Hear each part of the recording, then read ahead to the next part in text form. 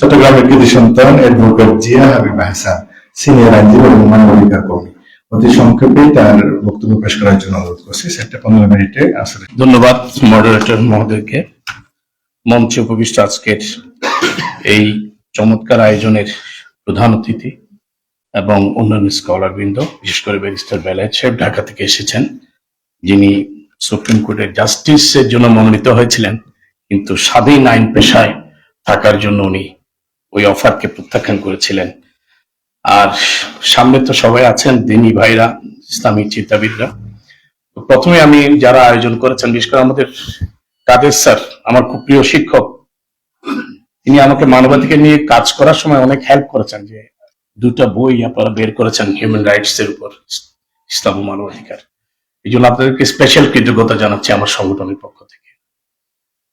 বাংলাদেশে যে বিদ্যমান আইন, সংবিধানে লেখা আছে যে যেসব আইন সংবিধানের সাথে সাংঘর্ষিক, সেগুলো যতটুকু সাংঘর্ষিক ততটুকু বাতিলযোগ্য।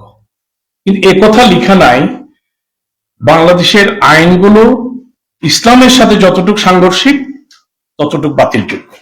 এই কথাটা লেখার জন্য আমাদেরকে আন্দোলন করতে হবে, আমাদের সবকিছুর মূল লক্ষ্য হতে হবে। যেমন সেকশন 497 প্যানেল কোড, সেখানে বলা হয়েছে বেবিচারে নারীর শাস্তি হবে না, পুরুষের শাস্তি হবে। তাহলে যে একটা ইসলাম বিরোধী আইন এখনো চালু আছে ব্রিটিশ আমল থেকে, কোন ইসলামিক চিন্তাবিদ, কোন ইসলামিক পার্লামেন্টারিয়ান আজ পর্যন্ত পার্লামেন্টে কি বিল এনেছেন? সেকশন 497 এটা শুধু ইসলাম বিরোধী না, বেবিচারের লাইসেন্স, এবং এই আইনকে সংশোধন করার জন্য, বাতিল করার জন্য এ পর্যন্ত কোন ইসলামী চিন্তাবিদ, আমি চ্যালেঞ্জ করব, পার্লামেন্টে বিল আনে নাই। বেলা এসে বলতে পারবেন। আমি অনেকের কাছে লিখেছিলাম পার্লামেন্টে বিলটা আনার জন্য, কিন্তু দুঃখজনক পত্রিকায় আমার লেখাও আসছে এখানে তো ডিসক্রিমিনেশন, পুরুষ আর নারীর মধ্যে যে একটা বৈষম্য, এটা তো সংবিধান বিরোধী। বেবিচারী পুরুষের শাস্তি হবে, নারীর শাস্তি হবে না। ব্রিটিশটাকে আমাদেরকে বলে গেছিল যে আইনটা তোমরা রেখে দিও, বাবা এটা তোমরা বাদ দিও না। আমরা কার গোলামি করতেছি এখনো পর্যন্ত?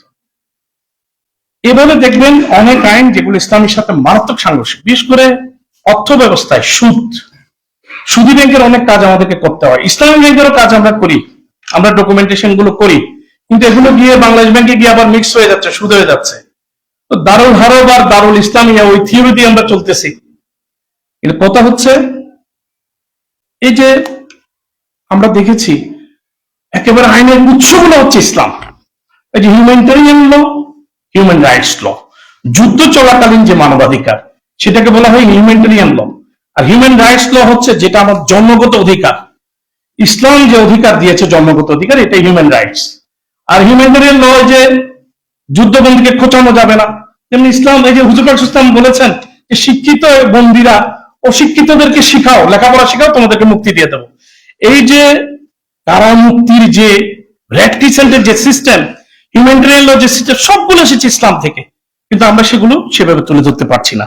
এখন ইদানিং বিভিন্ন সমস্যা আমরা কোর্টে ফেস করতেছি। যেমন মহারণা, আমরা জানি এটা ঋণ, মহারণা আদায় করতে হয় বাসর রাতে, বিয়ের দিনে আদায় করতে হয়। কিন্তু ইদানিং কিছু ফতোয়া পাচ্ছি যে নারী যদি, বউ যদি তালাক দেয় তাহলে সে মহারণা পাবে না। কিছু স্কলার এই ধরনের সার্টিফিকেট আমাকে দিচ্ছে।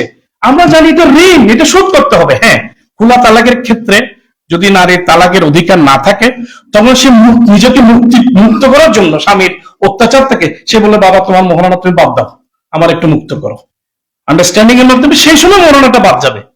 কিন্তু নইলে নারীর এই মহারণা বাংলাদেশের প্রধান বিচারপতিও মাফ করতে পারবে না।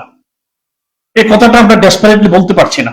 যাক, যৌতুক বিরোধী আইন অনেকগুলো স্পেশাল ল আছে যেগুলো ইসলামের সাথে অনেক জায়গায় সাংঘর্ষিক, এগুলো পর্যায়ক্রমে এগুলো যদি আমরা চেঞ্জ করতে হয়, আজকে প্রবন্ধকার চমৎকার ভাবে উনি কিছু সিস্টেমেটিক আমরা কিভাবে ধারাবাহিক ভাবে এটা থেকে বের হয়ে আসবে উনি পরামর্শ দিয়েছেন, ওনাকে স্বাগত জানাই।